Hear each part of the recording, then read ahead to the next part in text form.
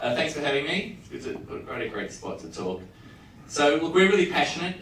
Many of you know Vivi, and it's been sort of my fourth child for the last 4.5 years. I do have 3 real children, and this is my fourth. So, we've had a great run since we launched about 2.5 years ago, and we're really passionate about education and technology. And I'm personally, for those of you who don't know, I actually have a medical background. I was once a doctor. I am still registered. I probably shouldn't be, so please don't report me because I haven't practiced for 15 years.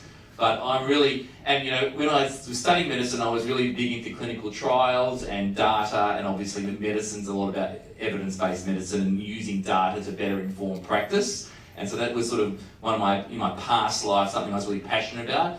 And it's great that we are now getting to a time and a place in education where we can use data to better inform pedagogical practices, and it's been a steep learning curve for me in this space, and I don't have any formal education background or pedagogical background, but I'm really passionate about innovation and technology, and I'm excited what's going on, and with all the machine-based learning and AI that's going on around the world, it's really it's quite transformative what's happening. And what I do know is that the world that my children will grow up into with data and AI will be vastly different from the world that we've all grown up. So let me take you through some of the stuff that's going on.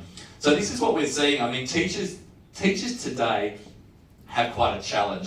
The times have changed. When I was a student, there was a didactic speaker at the blackboard, which then became a whiteboard, giving a presentation, and we weren't in this technology era. But there are a lot of challenges that teachers face today. They need to be a lot more than simply educators. They need to be counsellors, they need to be social workers. There are just so many challenges going on, and they've got a 50-minute or a 60-minute lesson block, and it's complete chaos. And when we first sort of launched into schools, I'm not sure it was our first school rollout, it may have been Wesley College down in Melbourne, and it was not the best time to implement. They put the solution, Vivi, into about 70 classrooms with no professional development. This gave to the teachers, and I was there day one in February, on the 1st of February, when they put it out, and it was just, I thought, oh my God, and I had forgotten how challenging life can be for a teacher today with 20 to 30 students sort of running muck at the moment. So what we're trying to look at is really, how on earth can any teacher have any understanding so they're so time pressured as well, of what's going on with their students? Yeah, there are so many challenges today that our young kids are facing, and this is K through to 12, yeah? Whether it be with bullying, with social pressures, with social media, even if the teachers had a crystal ball, how can they get that kind of feedback to know what the state is, what's the pulse of the room? And that's really what I'm really involved in, and I've demonstrated what I'm thinking around this, and we're in sort of concept planning stage, but this is what we'd like to leverage data and via the platform so that we can provide this sort of information to teachers in real time. And this was, well, that's not me. That came from, we stole that from Google Images, but that particular slide, believe it or not, even though you wouldn't have thought so, but when I was in primary school and even into high school, I was one of these shy, introverted students, and I'm very pale. I often knew the questions, or the answers to a question, but because I would put my hand up, I would go bright red, I'd start sweating, I barely participated in the class, I sat at the back, and I just was not particularly, I was engaged, but I was like that, and that was without all the pressures that young students are facing with social media and all the other pressures that are going on. So this was me, and what we're trying to encourage or foster is what is a safe and discreet way that students can communicate with their teachers about how they're feeling, how they're going, where they're at. It is hard, and obviously if you've got, we're encouraging teachers to be mobile, and the evidence is overwhelming. If you've got a mobile educator, that they can be eye to eye with the students, or glancing over their shoulders and get a better sense of where they're at, rather than standing here and I'm looking at a sea of 120 people and I have no idea who's grumpy, who's tired, who thinks I'm full of shit. I have no idea. I'm not a mind reader, but this is what we're trying to foster. And this is the data that's come out, and there's lots of data about disengagement, and it is a problem, student disengagement, and I think it's all about productivity as well. We're living, I read this, watched this interesting thing that appeared on my LinkedIn post about the challenges of working with millennials, the new generation. It was more the challenge with millennials in the workplace, but it's all about instant gratification, the immediacy of everything, instant feedback. And so if things aren't going smoothly and it's not straight away, it's very easy and quick for students to become disengaged. So the other challenge that we're seeing is that data has to be real-time data. It has to be easily accessible for the teachers. The teachers don't have time to be looking up reports. It has to be a seamless experience with an amazing UI to give them that data real time, and that's a challenge. And there's this whole concept which I've just learned about. I knew nothing about it, but I was actually interviewing for a sales director role in the US. I was speaking to a girl, his name's Catherine, and I asked her as part of the interview, she didn't get the job, but she's very good, but I asked her, tell us about the latest trends in the US education market from a pedagogical perspective. And she said to me, oh, it's all about formative assessment. And she said to me, and I was a bit of a pause, I was having a Zoom chat with her, and she said, you know what formative assessment is? I said, no, I'm sorry, I've never heard of the word formative assessment. So she's been teaching me about formative assessment, so even though she's not working for us, well, I'm speaking to her every few weeks on a Zoom call, which is sort of studying a PhD on this.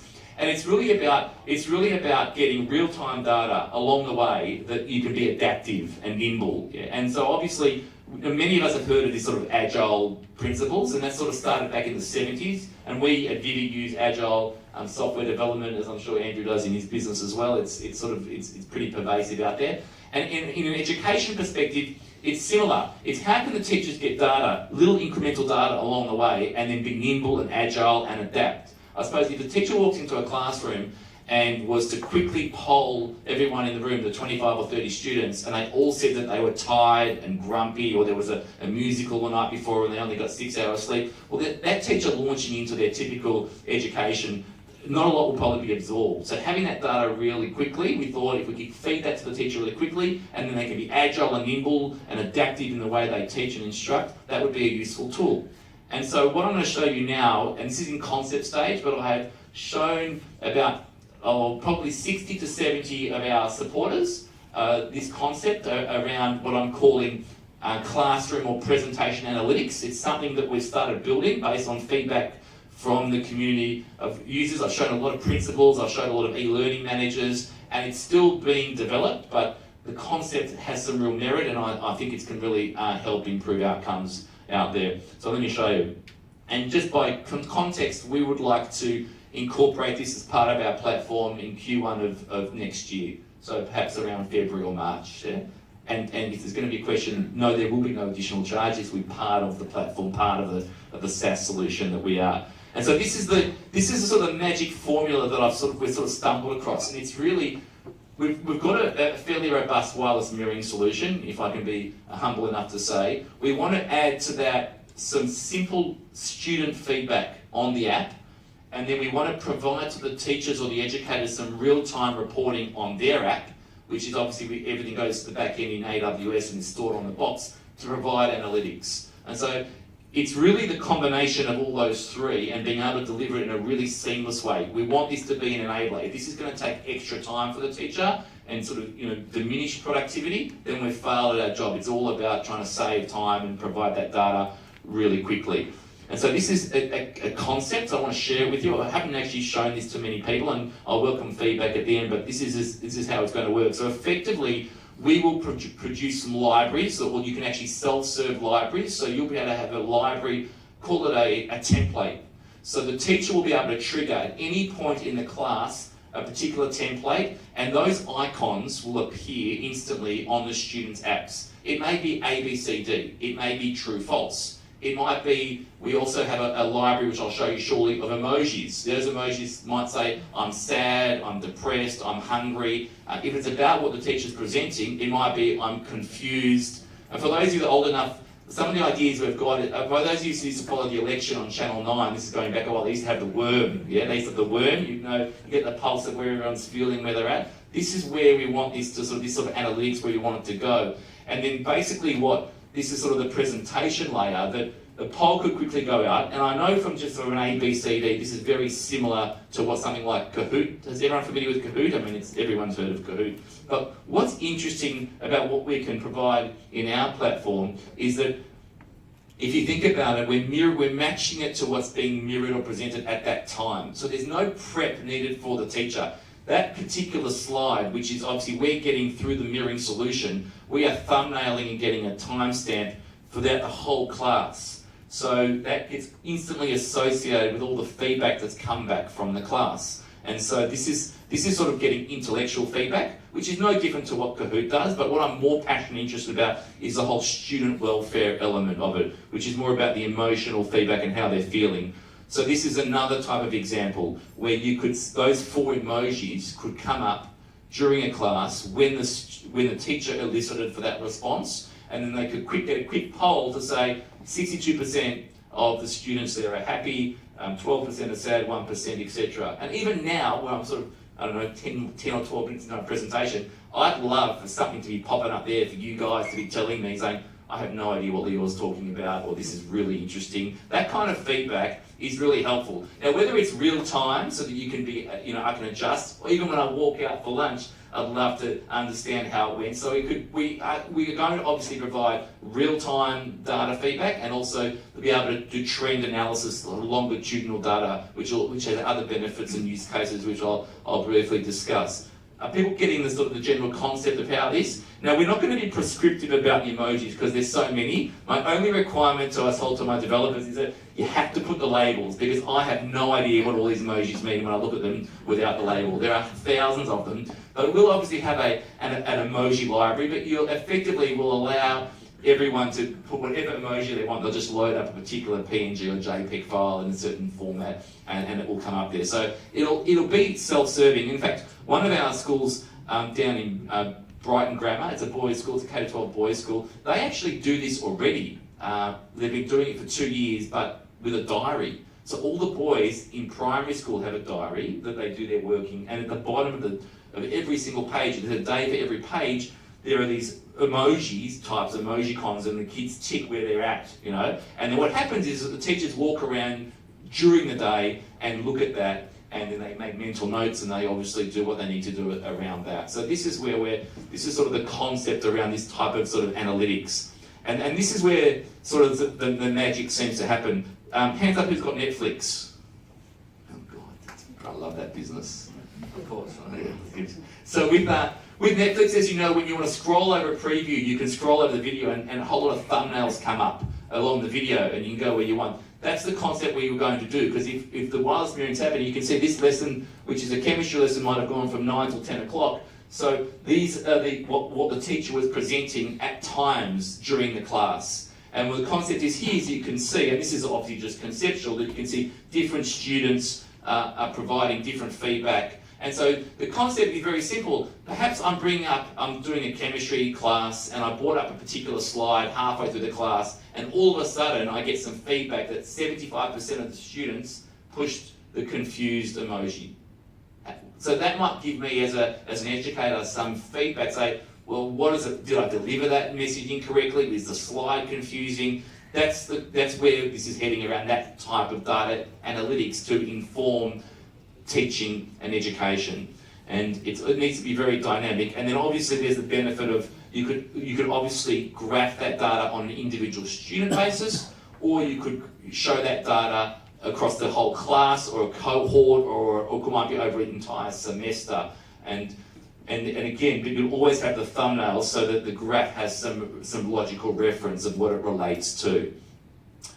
And this is showing it across everyone in the class over a time period. And this is sort of the helping. We want to be able to help educators look at this data. So it can be real time in the class, so that you can sort of pivot mid-class, but it also could be at the end of a term or a subject or a semester, and to say, well, if things aren't going quite as I want, how can I improve? Does the data from an analytics perspective suggest that there's an issue with a particular teacher or their style? Is there an issue with the curriculum and how that content is presented and demonstrated in the class? Or perhaps there is an issue with a particular student, the many students are having no issue over that term or semester with a particular subject matter, but a particular student is having some difficulty. This is the presentation layer is really going to drive. This is all going to be about the UI and the UX for both the teachers and the students. If we don't nail the UI and the UX and make it clunky, I don't think, as good as this concept may be, it's not going to thrive and blossom. So this is where we are really focused. And you can see here, and this is a use case that came up, is that, you know, a vice principal of the school may get a call from a disgruntled parent to say, you know, my son's been doing so well all year, and all of a sudden, that, you know, the last few months they're going downhill, their academic grades have gone down, what's going on?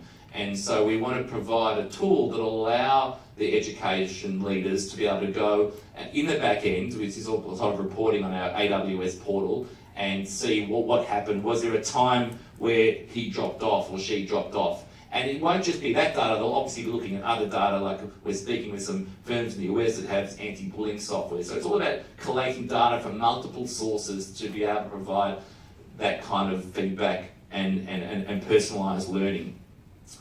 And the next level, and this is not going to come out in Q1 of next year, but where we really see this going is that obviously you get the feedback, you can, you know, seamlessly associate that with the content. But then we also want to provide an ability for schools then to set some if-then decision rules that can be really simple to begin with, to say, let me give you some examples, but they will create those rules. So you might have a rule to say, if any student over the course of 3 weeks or 3 days, whatever it may be, puts in 4 sad emojis or 4 hungry emojis or whatever it might be, then please send an SMS or an email notification or some kind of alert to their homeroom teacher or their year level coordinator or the social worker or whoever is appropriate to get that notification. This is where the whole student welfare, we can start closing the loop. Or you could even do it at the student level, that if a student pushes, you know, because it's all about that discrete, safe communication that we're trying to nurture. If a student pushes sad a couple of times, should we prompt the student on their app a little note saying, would you like a book in a time to speak to someone about that? And they can go yes or no.